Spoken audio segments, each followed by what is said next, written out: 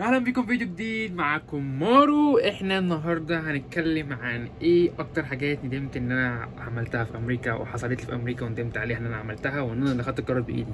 تمام. احنا في الشغل، احنا في ميعاد اللانش بتاعي اللي هو الغدا بتاعي يعني، فايه نبدا كده ايه نحط الكام ونتصور قصدي نحط الكام ونبتدي نحكي على ايه هي الحاجات اللي انا ندمت عليها في امريكا. ليتس جو. طيب ما تنساش تعمل لايك سبسكرايب عشان قربنا نوصل 10000 سبسكرايبرز، وتكتب لي تحت في الكومنت ايه اللي انت تفكر فيه عن امريكا، او انت عايز نعمل فيديو عن امريكا، او تكتب لي اي حاجه عن اللي انت عايز تعرف عن امريكا، وانا ان شاء الله هعمل لها فيديو وارد عليها. طيب فيديو ايه هي الحاجات اللي انا ندمت عليها، وانا هتكلم بصراحه في الفيديو دوت. طيب اول حاجه يا جماعه الكريدت كارد صريحه. طيب الكريدت كارد يا جماعه، انا فتحت كريدت كارد في امريكا، عندي بنك في امريكا، وعندي بنك ديسكفر، وعندي بيست باي، وايه تاني، بس كده عندي 3 كروت كريدت كارد. تمام. كارت واحد ب 2800 2500 ب 2000. طيب ايه الندم في كده؟ هقول لك. بص انا ما خسرتش فلوس مثلا، وما حسيتش ان انا مثلا يعني مش هشحت تمام او كده، بس انا بقول ندمت ليه عشان انا كان ممكن يبقى كل حاجه اقولها في الفيديو دوت، انا ممكن كان هتبقى حالي احسن من كده لو انا ما كنتش عملت الخطوه دي. فانت لو جاي امريكا عندك الهجره بتفكر تيجي او كده، تحط الكلام ده في دماغك بس للمعرفه مش اكتر. طيب انا فتحت ال3 كريدت كارد دول عشان انا معايا فلوس مثلا محوشها بس مش عايز اصرف منهم، فبعمل ايه؟ لا انا هفتح كريدت كارد. اما افتح ليتسي مثلا ده كريدت كارد تمام، اللي هو الماوس ده كريدت كارد انا فتحته مع مع بيست باي. بيست باي مكان بتاع كمبيوترات ولابتوبات وكده، ورحت عامل ايه؟ شاري منه كاميرا. تمام. وبدات ادفع اقساط تمام على الكريدت كارد ده، بدفع قسط يعني الكاميرا كانت ثمنها مثلا مبلغ ايا كان الرقم. تمام. اتخصموا من الكريدت كارد، وبدات بقى كل شويه يسحبوا من احط في الكريدت كارد ده، احط في الكريدت كارد ده، احط في الكريدت كارد ده، فخليت عليا قسط. ركز بقى. اعمل كده ايه؟ عملت كده في ده، عملت كده في الموبايل، عملت كده في كذا حاجه. تمام. فخلتني بقى عندي ديون كتير، بس هي مش ديون، هي ممكن تبقى ايه؟ القسط بتاع الكاميرا كان حوالي 30 $، القسط بتاع الموبايل حوالي 20 $50. بس المشكله ان هي عملت معايا مبلغ ليه بقى؟ القسط من هنا من هنا من هنا من هنا. تمام. فبقى عليا اقساط كتير. تمام. طب الحمد لله انا دلوقتي خلصتهم كلهم، يعني خلاص مش عليا اي اقساط في حياتي في امريكا نهائيا الحمد لله، وخلصت من كل الاقساط اللي عليا. تمام. بس كانت عليا عبء بقى، وده الحاجه اللي انا ندمت عليها. ان انا ليه عملت كده؟ انا معايا الحاجه ثمنها كاش اشتريها، ودي نصيحه اللي انا عايز اقولها لكم في الفيديو ده. تمام. في الكريدت كارد ما تفتحش كريدت كارد، افتح كريدت كارد بس ما تصرفش وتقسط حاجات كتير. انت معاك ثمن الدباسه دي اشتريها كاش. تمام. معاك ثمن الموبايل اشتري كاش، معاك ثمن ما فيش مشكله. بس ان انت تشتري كل حاجه اقساط دي غلط، هتيجي عليك فتره هتلاقي ان انت عليك اقساط كتير جدا ومبقتش عارف تدفع ده ولا ده ولا ده ولا ده ولا ده ولا ده. طيب بس هتقولي طب ما انا عايز اظبط الكريدت كارد. نصيحه مني، الكريدت كارد بتاعك عايز تظبطه، عندك بسم الله الرحمن الرحيم، عندك العربيه، قسط العربيه وبتخصم منك التامين. تمام. وانت بتدفع رنت. تمام. وانت تحط جاز من الكريدت كارد وتحولها للديبت كارد، تحط جاز بالكريدت كارد وتحولها بالديبت كارد.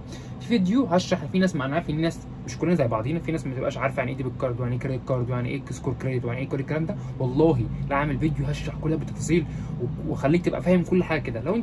لو انت عارفها خلاص، يعني انا بقول للناس اللي مش عارفه. طيب فتمام، دي اول حاجه هي الكريدت كارد. تاني حاجه يا جماعه هو الشغل. انا اشتغلت، انا دلوقتي مدير في المكان اللي انا شغال فيه، صح؟ تخيلوا المكان اللي انا فيه دوت، الستور اللي انا فيه دوت، تمام، اشتغلت فيه من 4 سنين لما كنت امريكا، تمام، ومشيت منه. تقول لي يعني ايه؟ افهمك. انا جيت المكان ده اشتغلت فيه 6 7 شهور، رحت مغير لنفس الشركه يعني بس الستور تاني. رحت مغير ورحت اشتغلت في ميسيز، اللي هو زي ما حكيت لكم عنه، اللي هو بتاع سيلز بيرسون ومش عارف ايه وبيع وحاجات. واشتغلت سكيورتي واشتغلت هنا واشتغلت هنا. بس اكتشفت ايه؟ ان انت تفضل في المكان زي ما انت، تتعلم تترقى، احسن من ان انت تفضل تدور دور دور دور. ليه؟ هقول لك، ودي حاجه انا ندمت عليها. ليه؟ انا شايف ان انا كنت ممكن اعمل اللي انا عاوزه دلوقتي دوت من سنتين فاتوا. يعني كنت ممكن اتعلم ان انا ابقى مانجر وابقى مدير يعني وكده، واخد مرتب كويس، احسن من ان انا افضل اتنقل للشغلانات دي كلها. كل ده انا كنت بتنقل ليه؟ عشان كنت انا ايه ده، دول عرضوا عليا نص دولار زياده، دول عرضوا عليا دولار زياده، تمام. بس في الاول وفي الاخر اكتشفت ان الدولار والنص دولار دول بيبقوا على اخر الاسبوعين اللي هو القبض بتاعك، يعني بيبقى حوالي 50 60 دولار، مش حاجه كبيره. فاكتشفت بعد كده ان المنصب هو الحاجه كويسه، تمام.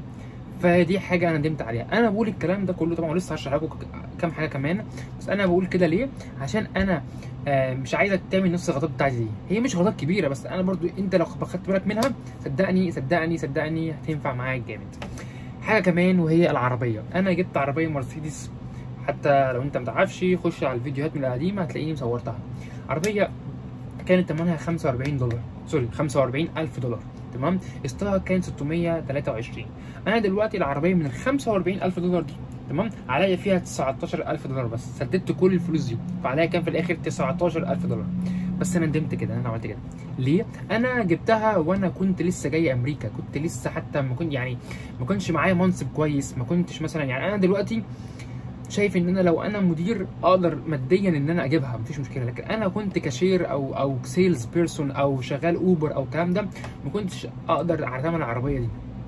بس انا جبتها عشان دي كانت عربيه احلامي، مالهاش علاقه بقى انا جبت في امريكا، لا انا دي عربيه احلامي، بحبها العربيه دي جدا من وانا عايش في مصر. من وانا صغير كنت اتفرج على عربيات المرسيدس ديت، وخصوصا السي ال اي بحبها جدا يعني، خصوصا ان هي عليها كوب وحاجات زي كده، تمام. طموحات الشباب زي انا وانتوا فاهميني، كلنا بنبقى عندنا طموحات زي كده، نفسي اجيب موبايل، نفسي اجيب عربيه، نفسي اجيب شقه فاهميني. فدي كانت طموحاتي.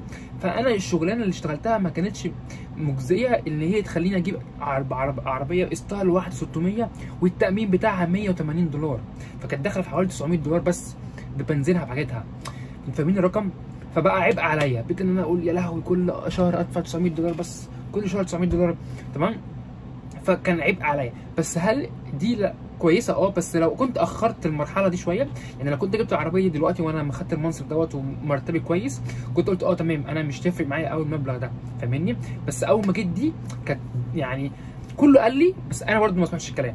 كله قال لي يا ابني انت لسه جاي امريكا بقالك سنه بالظبط، كنت سنه ونص، سنه ونص في امريكا، تجيب عربيه غاليه ومش عارف ايه، اصبر شويه لما تبقى مرتبك كويس، اصبر لما تتخرج، اصبر اصبر اصبر اصبر.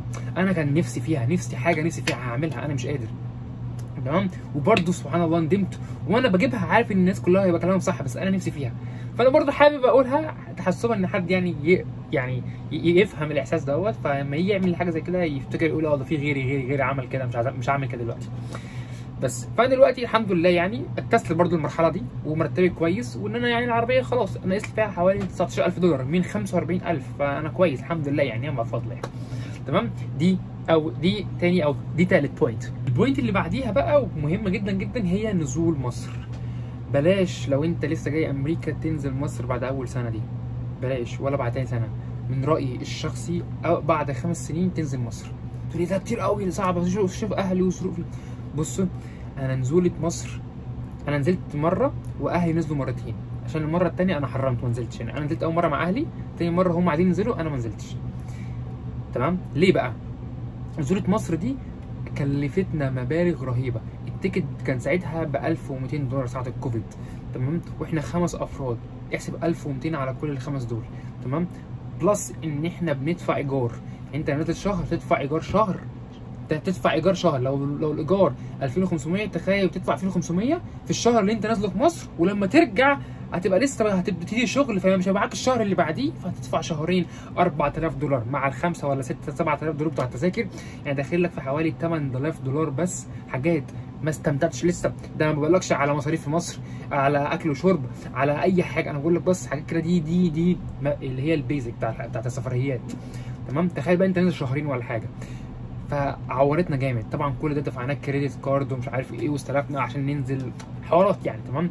فما حسيتش ان هي اللي هي الفكره كويسه، يعني انزل مصر. يعني مصر توحشني بعد 5 سنين، بقى لي 5 سنين مش مصر، لكن بعد سنه دي او سنه ونص كانت صعبه شويه. فدي نصيحه مني، بلاش تنزل بلدك ايا كان البلد اللي انت جاي منها، بلاش تنزل بلدك بعد اول سنه. ثبت رجلك. اتفرج على الفيديو اللي انا نزلته اللي قبل اللي فات، قلت ايه؟ ثبت رجلك في امريكا، ظبط حياتك في امريكا، تمام. حول فلوس، خلص جامعتك، خد لك شغل، وانت بتخلص جامعتك حاول تلاقي شغل كويس ببوزيشن او مرتب كويس يعيشك كويس، نص الوقت معاك عربيتك كويسه وتجيب حاجتك كويسه وجامعتك كويسه، ولما تتخرج اللي هو بقى في خلال ال5 سنين دي تكون انت اتخرجت، تقدر تنزل مصر بقى تعمل اللي انت عايزه، تبقى انت يعني ايه رستقت امورك. تمام. فدي كانت ايه النصيحه الرابعه او الحاجه اللي انا ندمت عن انا عملتها في امريكا. يا رب يكون الفيديو عجبكم، ما تنساش تعمل لايك سبسكرايب شير في القناه. الفيديو الجاي عايز اكلمكم في كذا حاجه، بس انا برضو بحاول على قد ما اقدر اشوف ايه هي الحاجات اللي انتوا بتكرروها في الكومنتات فانا اختارها، فاهمني؟ فانت برضو اكتب انت عايزني انزل فيديو ايه عن امريكا. تمام. وان شاء الله بحاول اصور، انا رايح خارج ورايح حفلات في نيو يير، فممكن اصور لكم فلوج لو انتوا حابين. اكتبوا تحت في الكومنت عايز الفلوج بتاع نيو يير ولا لا. و thank you guys and ما تنساش تعمل لايك سبسكرايب و see you guys next video. سلام.